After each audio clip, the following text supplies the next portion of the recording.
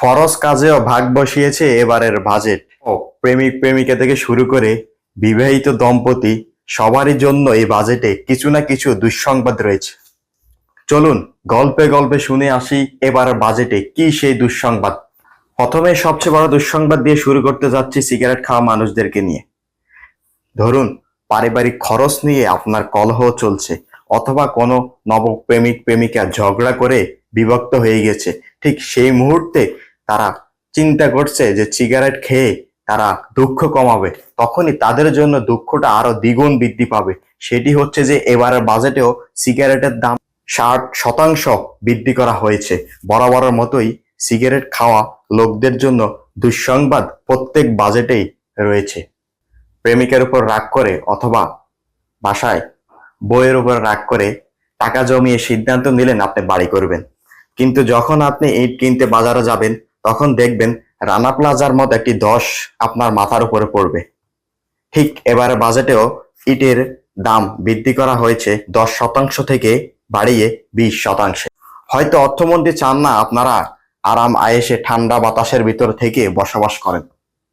এবার ধরেন আপনি সাহসী মানুষ, নীরবে সবকিছু সহ্য করে বাড়িটা করেই ফেললেন, কিন্তু গরমে আপনি সহ্য করতে না পেরে চিন্তা করলেন এবার এসি আনবেন বাসায়।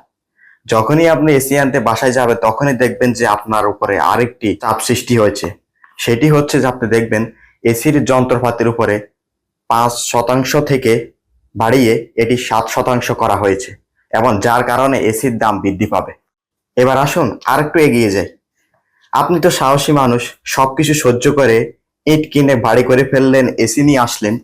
আপনার বাসায় হয়তো বউ আবদার করেছে পাশের বাসার বাবি থেকে অনুপ্রাণিত হয়ে সামনে ঈদ একটি ফ্রিজ লাগবে। আপনি ফ্রিজ কিনতে বাজারে গেলেন, তখনই দেখলেন আপনার মাথার ঘাম বরফের মতো টপ টপ করে পড়তেছে, কারণ ফ্রিজের দাম 7.5% বৃদ্ধি পেয়েছে।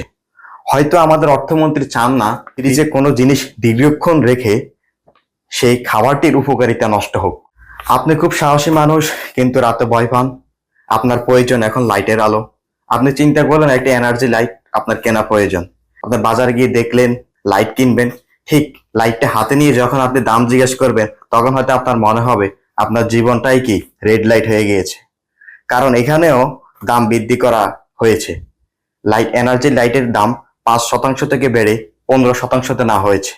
হয়তো আমাদের অর্থমন্ত্রী চান না আপনারা লাইট জ্বালিয়ে বিদ্যুৎ অপচয় করেন, তো শতভাগ বিদ্যুতায়িত অঞ্চল হিসাবে প্রত্যেকটা উপজেলা থাকুক। এই বাজেটের প্রভাব এখানেও শেষ নয়। আপনি বাসায় তৃষ্ণা মেটানোর জন্য নিরাপদ পানির খোঁজে যখন আপনি ওয়াসার পানিকে ফিল্টারিং করতে চাবেন, তার জন্য প্রয়োজন একটি পানির ফিল্টার। আপনি পানির ফিল্টার কিনতে গেলেন, তখন দেখলেন সেটিতেও দাম বৃদ্ধি করা হয়েছে। পানির ফিল্টারের দাম বৃদ্ধি করা হয়েছে 15%। হয়তো আমাদের অর্থমন্ত্রী চাচ্ছে ওয়াসার পানি খেয়ে আপনারা পেট ওয়াশ করুন। সব সহ্য করে নীরবে এসি কিনলেন, পানির ফিল্টার কিনলেন, বাড়ি করলেন। আপনি এখন চিন্তা করলেন ঢাকার রাস্তায় একটু ঘোরাফেরার জন্য অথবা জ্যামজট এড়িয়ে নিরাপদে অফিসে যাওয়ার জন্য একটি বাইক প্রয়োজন। নিরাপদ যাতায়াতের জন্য হাই সিসির একটি বাইক কিনতে গিয়ে দেখলেন সেটিতেও বাজেটের প্রভাব সৃষ্টি হয়েছে। বাইকের দাম বৃদ্ধি পাবে এবারের বাজেটে। বাইক কেনার পরে ঝামেলা বাজবে আরেকটি জায়গায়। আপনি যখন বাইকটি স্টার্ট দিতে যাবেন আপনার বাইকের ইঞ্জিনে প্রয়োজন মোবিল। যখন আপনি মোবিল কিনতে যাবেন তখন দেখবেন যে কি সেই মোবিলের মধ্যেও বাজেটের প্রভাব সৃষ্টি হয়েছে। এই বাজেটেও মোবিলের দাম বৃদ্ধি করা হয়েছে। এবার সবকিছু গুছিয়ে আপনি হয়তো চাইলেন বাইক নিয়ে একটু ঘুরে আসবেন কোনো বিনোদন পার্কে, কিন্তু যাওয়ার পথে আপনি যখন তৃষ্ণার্ত লাগবে আপনি কোনো জায়গায় থামলেন, গিয়ে কোনো জুস অথবা আমসত্ত্বা কিনতে চাইলেন, তখনই দেখলেন সেখানেও এই বাজেটের প্রভাব সৃষ্টি হয়েছে।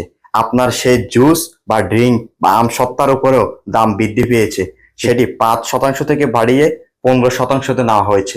আপনি হয়তো মনে মনে ভাবছেন এটি অর্থমন্ত্রী কোনো দোষ নয়, কারণ কিছুদিন আগের গরমে তৃষ্ণায় যখন মানুষ একটা ড্রিঙ্কস বয়কট করেছিল, হয়তো সেই কোম্পানি এ দাম বৃদ্ধিতে ষড়যন্ত্র করেছে।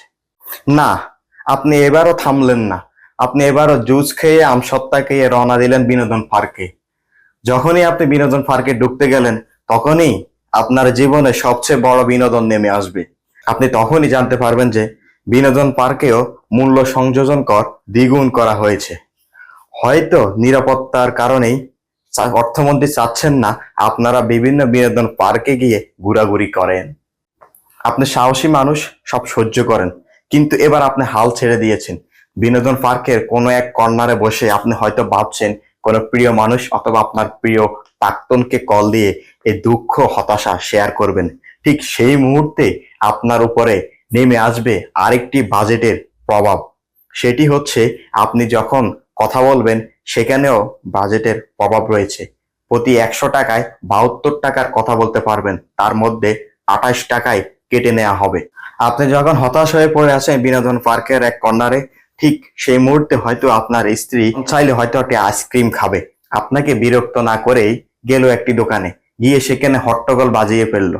তখন আপনি গিয়ে দেখলেন সে আইসক্রিমের উপরও বাজেটের প্রভাব সৃষ্টি হয়েছে। আইসক্রিমের দামও 15% বৃদ্ধি পেয়েছে। হয়তো আপনি ভাবছেন এটি অর্থমন্ত্রীর কোনো দোষ না, হয়তো ছোট ছোট বাচ্চাদের কথা ভেবে আইসক্রিমের দাম বৃদ্ধি করা হয়েছে যেন বাচ্চারা আইসক্রিম থেকে দূরে থাকে। গল্পের ঠিক শেষ মুহূর্তে আপনি যখন হতাশ, ভেঙে পড়েছেন, অসুস্থ হয়ে গিয়েছেন, আপনি ভাবছেন হয়তো হাসপাতালে গিয়ে আপনার চিকিৎসা নেওয়া প্রয়োজন, কিন্তু ঠিক সেই মুহূর্তে আপনার প্রতি একটি অমানবিক নোটিশ চলে আসবে যে চিকিৎসা ব্যয় খরচ বৃদ্ধি পেয়েছে, কারণ এবারের বাজেটে চিকিৎসা পদ্ধতিতে যন্ত্রপাতির উপর কর আরোপ বৃদ্ধি করা হয়েছে। টাকা ধার করে আপনি চিকিৎসা করে ফেললেন, তার পর মুহূর্তে ডাক্তার এসে আপনাকে একটি সুসংবাদ দিল। সে সুসংবাদটি হচ্ছে কিডনি ডায়ালাইসিসের খরচ এই বাজেটে কমবে। তারপরে ডাক্তার আপনাকে আরেকটি সুসংবাদ দিল, কিছু করতে পারি আর না পারি, কাজু বাদাম খাবেন। কাজু কাজু বাদামের দাম এবার বাজেটে কমানোর প্রস্তাব করা হয়েছে। কাজু বাদাম খেয়ে সুস্থ থাকবেন।